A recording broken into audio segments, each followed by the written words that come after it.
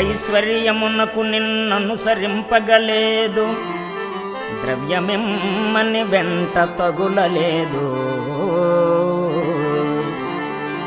కనకమిమ్మని చాలా కష్టపెట్టను లేదు, పల్లకిమ్మని నోట పలుకలేదు,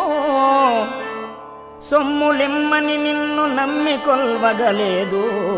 భూములిమ్మని పేరు పొగడలేదు, బలమునిమ్మని నిన్ను బ్రతిమాలగాలేదు, పశుల నిమ్మని పట్టు పట్టలేదు,